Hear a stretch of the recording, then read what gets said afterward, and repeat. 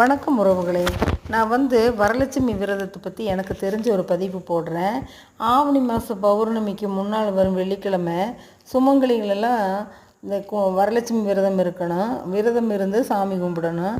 இந்த நாளில் மாக்கோலம் போட்டு மகாலட்சுமி வழிபடுறது ரொம்ப ரொம்ப சிறப்பு. நிறகுடத்தில் தேங்காய், மாவிலை, லட்சுமியின் மஞ்சள் முகம் இதெல்லாம் வச்சு ஆவாகனம் செய்யணும்.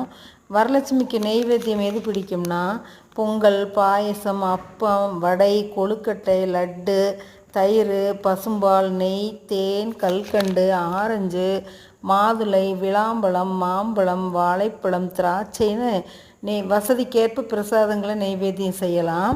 வரலட்சுமி பூஜை முடிவில், விரத பூஜை முடிவில் மூத்த சுமங்கலிகள் வயசானவங்க இருப்பாங்க இல்லைங்களா, அவங்க மற்ற பெண்களுக்கு வலது கையில் மஞ்சள் கயிறு கட்டிவிட வேணும்.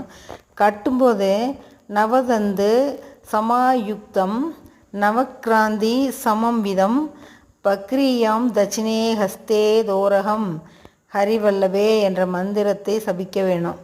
இதை சொல்ல முடியாதவங்க நாராயணனின் மனைவியான மகாலட்சுமியே 9 இலைகளும் 9 முடிச்சும் கொண்ட இந்த மஞ்சள் கயிற்றுன்னு நான் பிரசாதமாக ஏற்று கையில் கட்டிக்கிறேன், எனக்கு நீ அருள் புரியணும்னு சொல்லி வழிவிட வேணும். வரலட்சுமி விரதம்